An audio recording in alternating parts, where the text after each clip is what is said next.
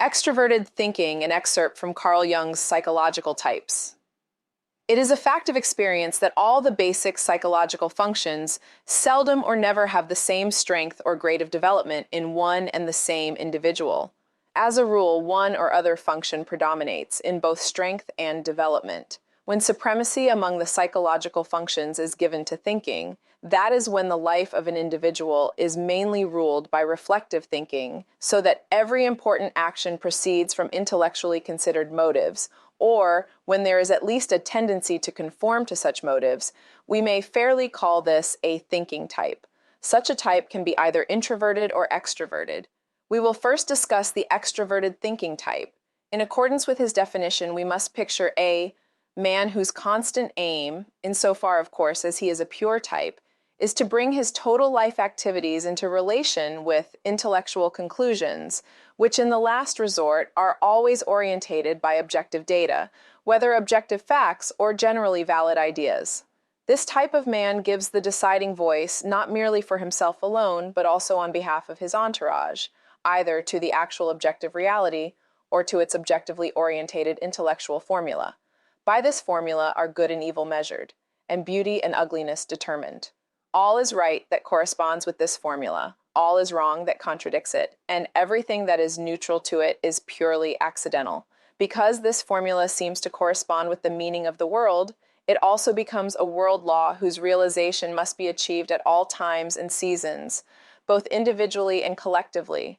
Just as the extroverted thinking type subordinates himself to his formula, so for its own good must his entourage also obey it, since the man who refuses to obey is wrong. He is resisting the world law, and is therefore unreasonable, immoral, and without a conscience. His moral code forbids him to tolerate exceptions. His ideal must under all circumstances be realized, for in his eyes it is the purest conceivable formulation of objective reality, and therefore must also be generally valid truth, quite indispensable for the salvation of man. This is not from any great love for his neighbor, but from a higher standpoint of justice and truth. Everything in his own nature that appears to invalidate this formula is mere imperfection, an accidental misfire, something to be eliminated on the next occasion, or, in the event of further failure, then clearly a sickness. If tolerance for the sick, the suffering, or the deranged should chance to be an ingredient in the formula, special provisions will be devised for humane societies, hospitals, prisons, colonies, etc., or at least extensive plans for such projects.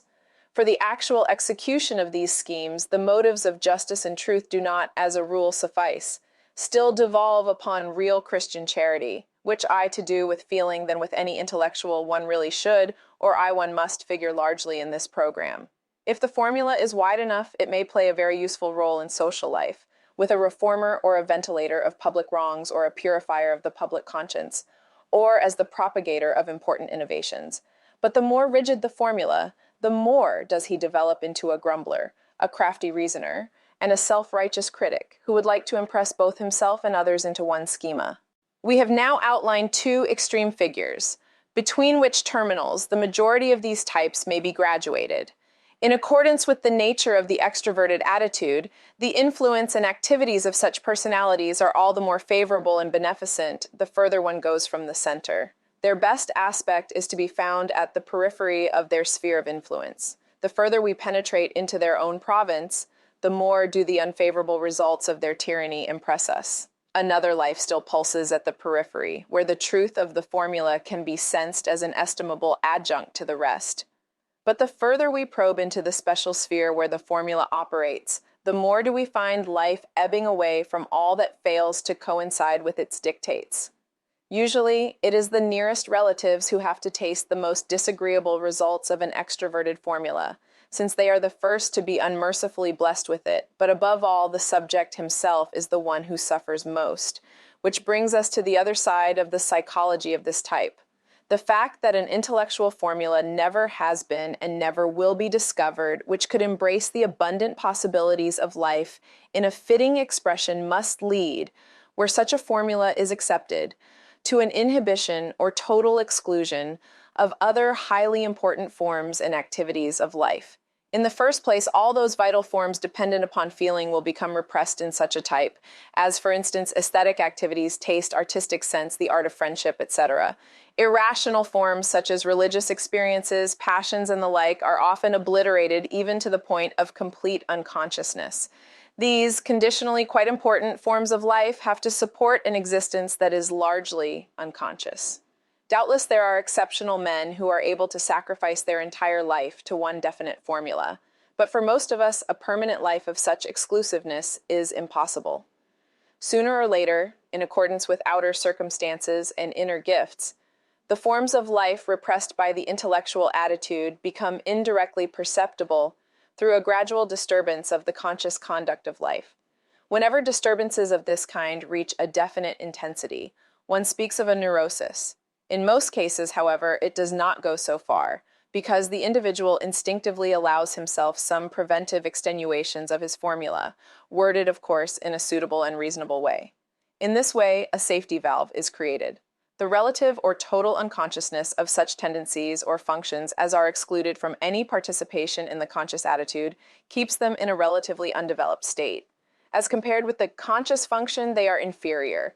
To the extent that they are unconscious, they become merged with the remaining contents of the unconscious, from which they acquire a bizarre character. To the extent that they are conscious, they only play a secondary role, although one of considerable importance for the whole psychological picture. Since feelings are the first to oppose and contradict the rigid intellectual formula, they are affected first this conscious inhibition, and upon them the most intense repression falls. No function can be entirely eliminated. It can only be greatly distorted. Insofar as feelings allow themselves to be arbitrarily shaped and subordinated, they have to support the intellectual conscious attitude and adapt themselves to its aims. Only to a certain degree, however, is this possible. A part of the feeling remains insubordinate and therefore must be repressed. Should the repression succeed, it disappears from consciousness and proceeds to unfold a subconscious activity, which runs counter to conscious aims, even producing effects whose causation is a complete enigma to the individual. For example, conscious altruism, often of an extremely high order, may be crossed by a secret self-seeking, of which the individual is wholly unaware, and which impresses intrinsically unselfish actions with the stamp of selfishness. Purely ethical aims may lead the individual into critical situations, which sometimes have more than a semblance of being decided by quite other than ethical motives. There are guardians of public morals or voluntary rescue workers who suddenly find themselves in deplorably compromising situations or in dire need of rescue. Their resolve to save often leads them to employ means which only tend to precipitate what they most desire to avoid. There are extroverted idealists whose desire to advance the salvation of man is so consuming that they will not shrink from any lying and dishonest means in the pursuit of their ideal. There are a few painful examples in science where investigators of the highest esteem, from a profound conviction of the truth and general validity of their formula, have not scrupled to falsify evidence in favor of their ideal. This is sanctioned by the formula, "The end justifieth the means." Only an inferior feeling function, operating seductively and unconsciously, could bring about such aberrations in otherwise reputable men. The inferiority of feeling in this type manifests itself also in other ways.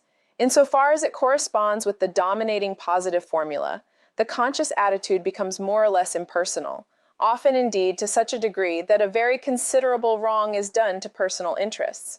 When the conscious attitude is extreme, all personal considerations recede from view, even those which concern the individual's own person. His health is neglected, his social position deteriorates. Often the most vital interests of his family are violated. They are wronged morally and financially, even their bodily health is made to suffer, all in the service of the ideal. At all events, personal sympathy with others must be impaired, unless they too chance to be in the service of the same formula. Hence, it not infrequently happens that his immediate family circle, his own children for instance, only know such a father as a cruel tyrant, whilst the outer world resounds with the fame of his humanity. Not so much in spite of, as because of the highly impersonal character of the conscious attitude, the unconscious feelings are highly personal and oversensitive. giving rise to certain secret prejudices, as for instance, a decided readiness to misconstrue any objective opposition to his formula as personal ill will, or a constant tendency to make negative suppositions regarding the qualities of others in order to invalidate their arguments beforehand in defense, naturally, of his own susceptibility. As a result of this unconscious sensitiveness, his expression and tone frequently becomes sharp, pointed, aggressive, and insinuations multiply. The feelings have an untimely and halting character, which is always a mark of the inferior function.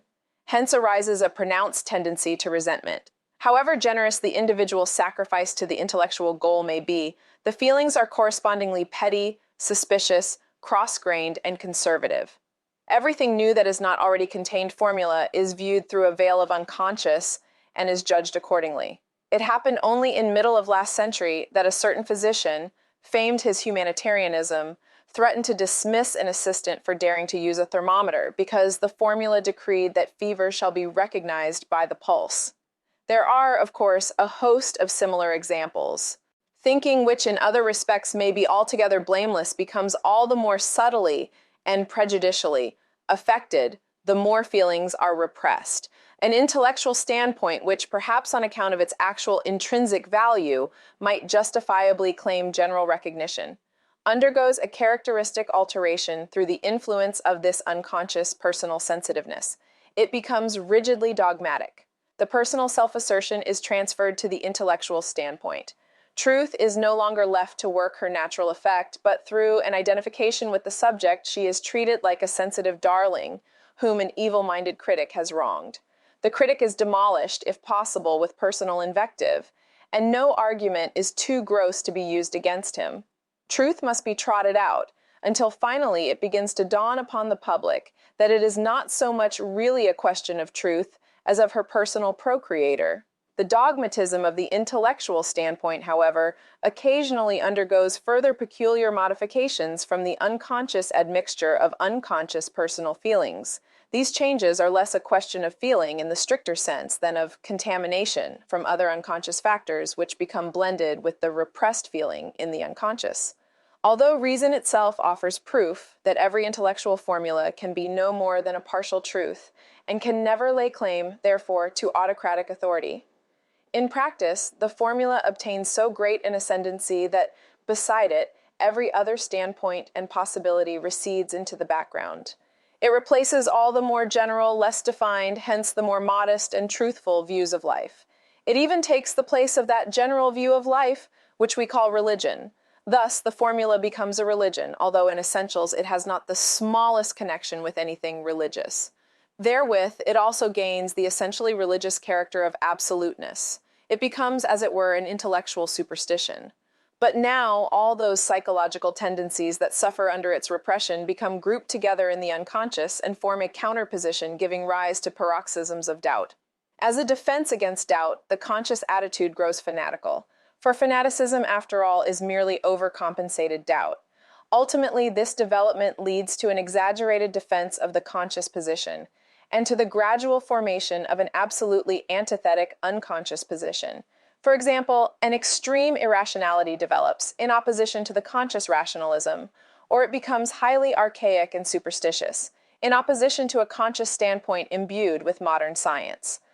This fatal opposition is the source of those narrow-minded and ridiculous views, familiar to the historians of science, into which many praiseworthy pioneers have ultimately blundered. It not infrequently happens in a man of this type that the side of the unconscious becomes embodied in a woman. In my experience, this type, which is doubtless familiar to my readers, is chiefly found among men, since thinking tends to be a much more dominant function in men than in women. As a rule, when thinking achieves mastery in women, it is, in my experience, a kind of thinking which results from a prevailingly intuitive activity of mind. The thought of the extroverted thinking type is positive, that is, it produces. It either leads to new facts or to general conceptions of disparate experimental material. Its judgment is generally synthetic. Even when it analyzes, it constructs, because it is always advancing beyond the analysis to a new combination, a further conception which reunites the analyzed material in a new way, or adds something further to the given material. In general, therefore, we may describe this kind of judgment as predicative, in any case, characteristic that it is never absolutely depreciatory or destructive, but always substitutes a fresh value for one that is demolished.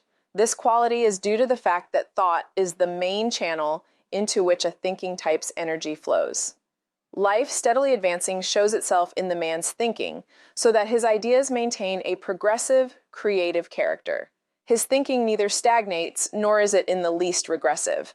Such qualities cling only to a thinking that is not given priority in consciousness. In this event, it is relatively unimportant, and also lacks the character of a positive vital activity. It follows in the wake of other functions, it becomes epimethean, it has an esprit de l'escalier quality, contenting itself with constant ponderings and broodings upon things past and gone, in an effort to analyze and digest them. Where the creative element, as in this case, inhabits another function, thinking no longer progresses, it stagnates. Its judgment takes on a decided inherency character. That is, it entirely confines itself to the range of the given material, nowhere overstepping it.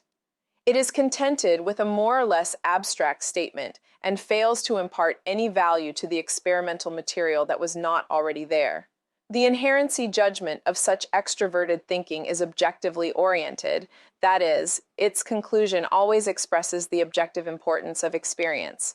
Hence, not only does it remain under the orienting influence of objective data, but it actually rests within the charmed circle of the individual experience, about which it affirms nothing that was not already given by it. We may easily observe this thinking in those people who cannot refrain from tacking on to an impression or experience some rational and doubtless very valid remark, which, however, in no way adventures beyond the given orbit of the experience. At bottom, such a remark merely says, "I have understood it, I can reconstruct it."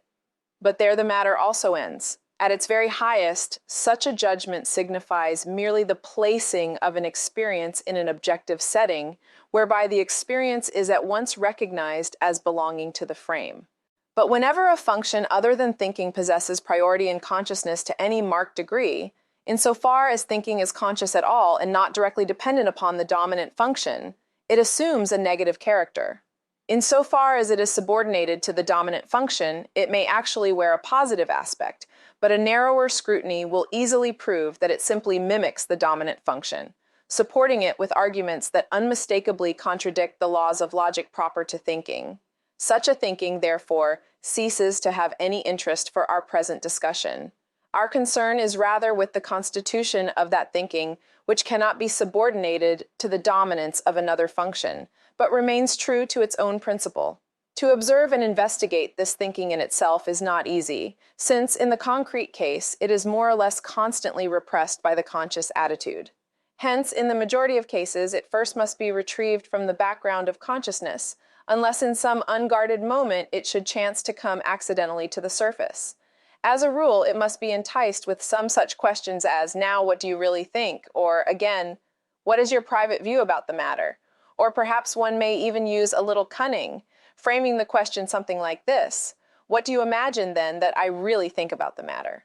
This latter form should be chosen when the real thinking is unconscious and therefore projected. The thinking that is enticed to the surface this way has characteristic qualities.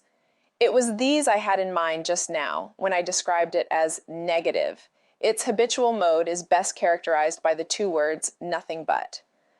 Goethe personified this thinking in the figure of Mephistopheles. It shows a most distinctive tendency to trace back the object of its judgment to some banality or other, thus stripping it of its own independent significance. This happens simply because it is represented as being dependent upon some other commonplace thing. Wherever a conflict, apparently essential in nature, arises between two men, negative thinking mutters, "Cherchez la femme." When a man champions or advocates a cause, negative thinking makes no inquiry as to the importance of the thing, but merely asks, how much does he make by it? The dictum ascribed to Moleschott, "Der Mensch isst, was ist, man is what he eats," also belongs to this collection, as do many more aphorisms and opinions which I need not enumerate. The destructive quality of this thinking, as well as its occasional and limited usefulness, hardly need further elucidation. But there still exists another form of negative thinking, which at first glance perhaps would scarcely be recognized as such. I refer to the theosophical thinking which is today rapidly spreading in every quarter of the globe, presumably as a reaction phenomenon to the materialism of the epoch now receding. Theosophical thinking has an air that is not in the least reductive, since it exalts everything to transcendental and world-embracing ideas. A dream, for instance, is no longer a modest dream, but an experience upon another plane. The hitherto inexplicable fact of telepathy is very simply explained by vibrations which pass from one man to another. An ordinary nervous trouble is quite simply accounted for by the fact that something has collided with the astral body. Certain anthropological peculiarities of the dwellers on the Atlantic seaboard are easily explained by the submerging of Atlantis, and so on. We have merely to open a theosophical book to be overwhelmed by the realization that everything is already explained, and that spiritual science has left no enigmas of life unsolved. But fundamentally, this sort of thinking is just as negative as materialistic thinking. When the latter conceives psychology as chemical changes taking place in the cell ganglia, or as the extrusion and withdrawal of cell processes, or as an internal secretion, in essence, this is just as superstitious as theosophy. The only difference lies in the fact that materialism reduces all phenomena to our current physiological notions, while theosophy brings everything into the concepts of Indian metaphysics. When we trace the dream to an overloaded stomach, the dream is not thereby explained, and when we explain telepathy as vibrations, we have said just as little. Since what are vibrations? Not only are both methods of explanation quite impotent, they are actually destructive, because by interposing their seeming explanations, they withdraw interest from the problem, diverting it in the former case to the stomach, and in the latter to imaginary vibrations, thus preventing any serious investigation of the problem. Either kind of thinking is both sterile and sterilizing. Their negative quality consists in this: it is a method of thought that is indescribably cheap. There is a real poverty of productive and creative energy. It is a thinking taken in tow by other functions.